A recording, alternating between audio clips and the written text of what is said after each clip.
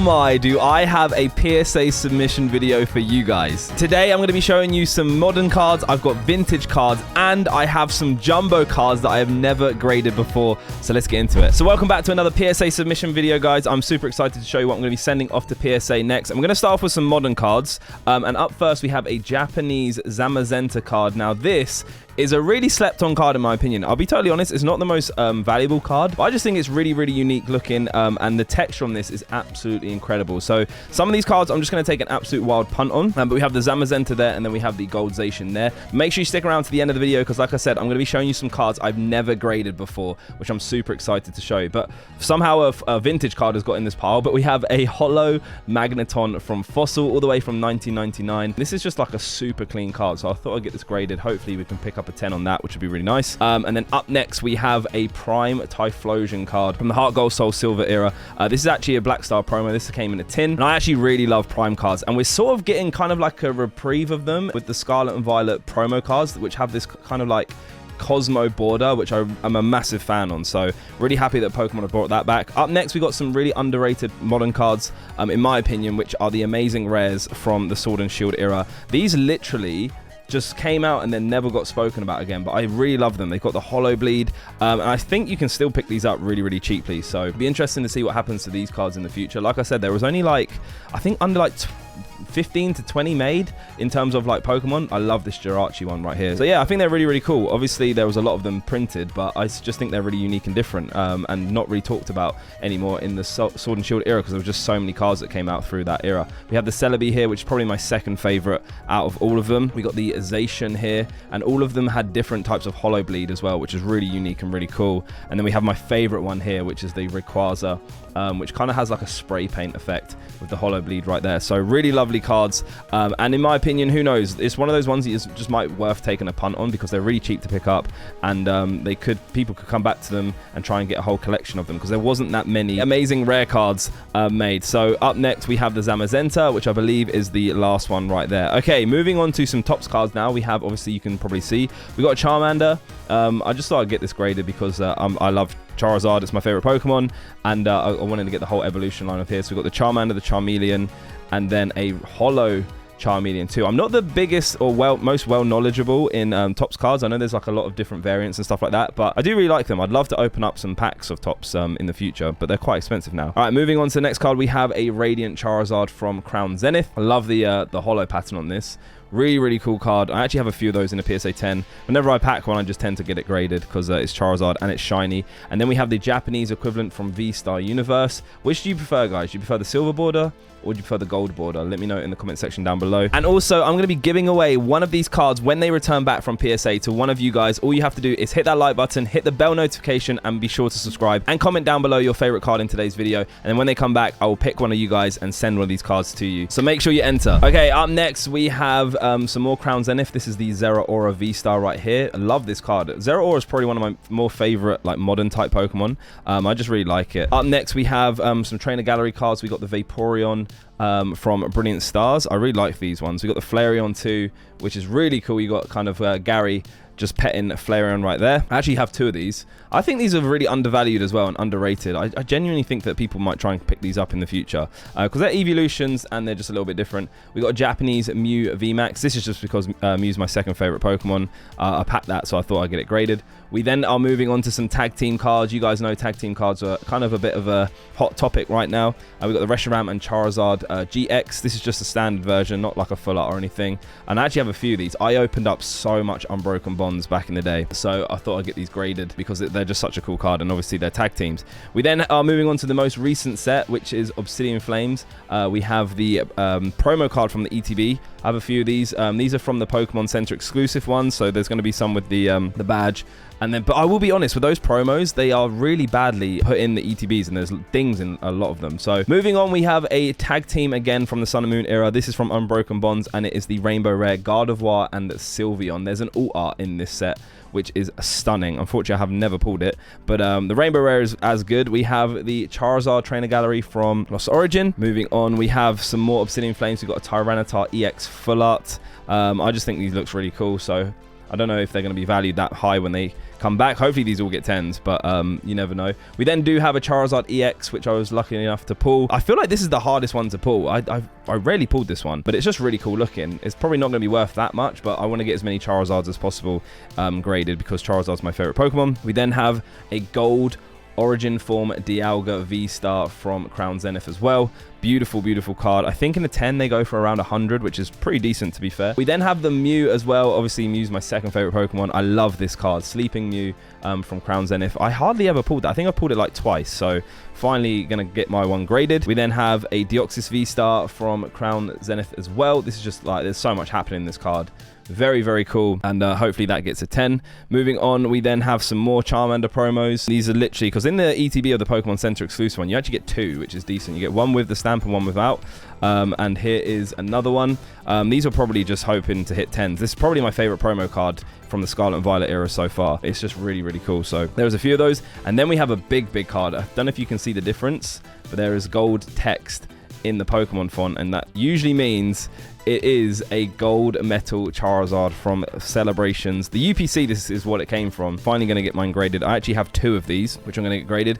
In a 10, these go for a lot, which I'm really hoping for, but they are so hard to get in a 10. These literally came out of the UPC banged up, but these are the best ones that I have. Actually, I only have 2 at the moment because I have a few sealed, but I'm going to keep them sealed. So, okay, this next pile of cards I have, there are some very, very valuable and rare cards inside, which we'll get into. But before we do that, I'm going to show you some cards that I've never graded before, and these are incredible. All right, we've got to zoom out the camera a little bit because these are massive, but I'm going to be grading for the first time some jumbo cards. And up first, we have a Mewtwo V Union card, and look at the artwork on this. This is absolutely insane. I just thought I'd grade some jumbo cards and see what happens with them. I'm not the biggest jumbo card collector. I just feel like these could, you know, they're so good and they look amazing. These just could one day just be kind of desirable for people to collect. So we've got the Flareon VMAX and then also the Vaporeon VMAX. These are the more modern ones I have. I've got literally, the lower we go down, the more vintage. Actually, there are some special ones which I'm going to show you in a second, which you're going to be able to see. And then we have the Pikachu V Union as well from Celebrations, obviously the 25th anniversary. This card is awesome. So many different styles of Pikachu on, and really, really cool. Hopefully it gets a 10. We'll have to see when they come back. But up next, guys, we have some box toppers. Now, I don't know if you can see, but up first, we have a Skyridge Kabutops box topper. Look how insane this is. And this is a crystal Kabutops, guys. These are so, so cool. Now, these came in one per booster box. You've got a box topper that literally sat on top, which is really cool.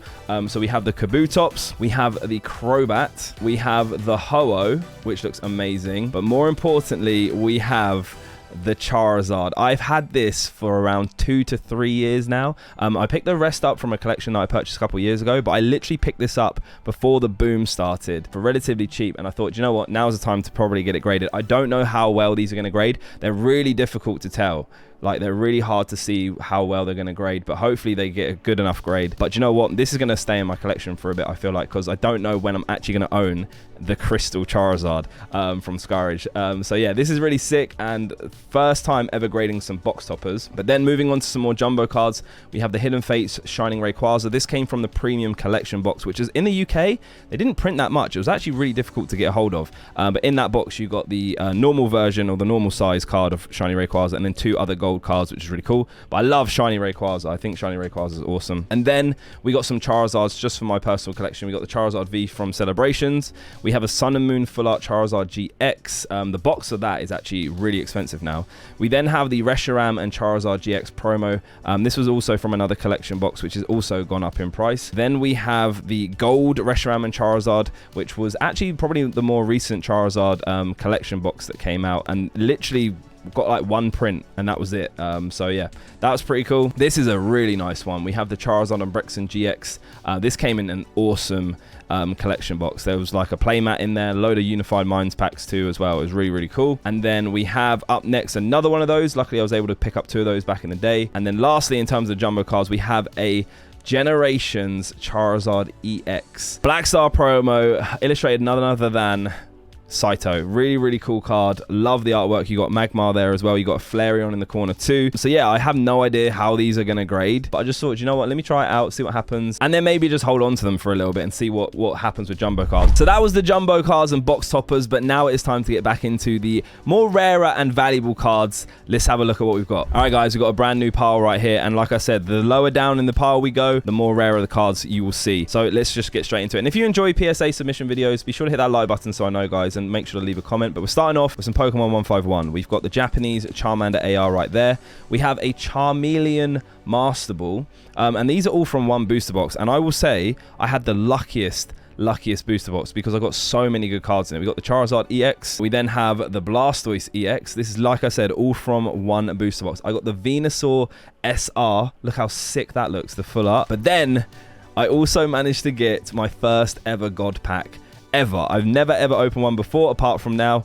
And we got the Ivysaur, we got the Bulbasaur, and then the Venusaur SAR, which in my opinion looks absolutely insane in person. Love that card. So we got that one evolution line, and then I also got the Squirtle, we got the Wartortle, which I really love, and then the Mitsuhiro Arita Blastoise SAR as well. So I was so happy to pull my first ever God pack, and it being in Pokemon 151, it was insane. But then we're moving on to some more tag team promos. This is the Pikachu and Zekrom promo from a tin. Really cool card right there. We then have the Umbreon and Darkrai Black Star promo as well. I don't know what the price is on this, but it just is a really nice looking card. The texture's sick, and the artwork is incredible too. And I actually have two of these, so I think I picked those up in tins like a while ago. We then have my latest card that I picked up, or some of my latest cards that I picked up from Japan. This is the Pikachu EX World Championship of 2023 promo card right here. These literally look like Battle Festa cards, and I love them. So we got one of those, and then I also have another one of these, which I'm hoping to get a 10 in both of them. That would be absolutely incredible. I'd love to add that to my collection. And then we have some Champions Festival cards. These are from 2022. I actually opened up a sealed pack, or my sealed pack that I picked up last year, for the first time today, because I'm going to get these all graded. And these are literally all the languages that come inside. You have Japanese right here, which if you get this in a 10 is a very, very, very expensive card. We have, I don't know what all the languages are, but I think there's 11 in total. So as you can see, we got all different languages. Festival dos Campeones. We have Festival Champions. We have Festival de Campeones again. I'm guessing like one's Spanish, one's Portuguese maybe. But then also we got some of them that have silver borders too. So they all look very different, and they're really, really cool. So I'm hoping that we can get some 10s in these. I don't think the English ones are always at the front, so they're really hard to get in a 10. So here is now the new year of 2023, which is Paradise Resort. They actually changed the name, and this is the English one. But if you look on the back, there's a slight ding in that corner. So I'm hoping it slides through and we get a 10 on it, but if I'm being honest, I have a feeling it's probably going to get a 9. But yeah, we got one. I actually opened up 2 packs of these. I picked up 2 while in Japan, and once again, if you can get the Japanese one in a 10, I think recent sales it's like between 1,500 and 1,800. So really, really, really worth it if you can get it in a 10, but obviously it's not guaranteed. And here is the Japanese one right here, which in my opinion looks really nice. I'm hoping it does get a 10. The centering is always a bit strange with these ones because of the borders, but you never know. You just got to risk it sometimes. So like I said, I picked up a few of these. We all got different languages again. I actually had 2 packs of the 2023 Worlds one. Once again, here we go. Loads of them right there. And these are all silver border this time, unlike 2022, which had the yellow borders for like different languages. But then once we get through the last language, we have a very, very special card, which I also picked up in Japan.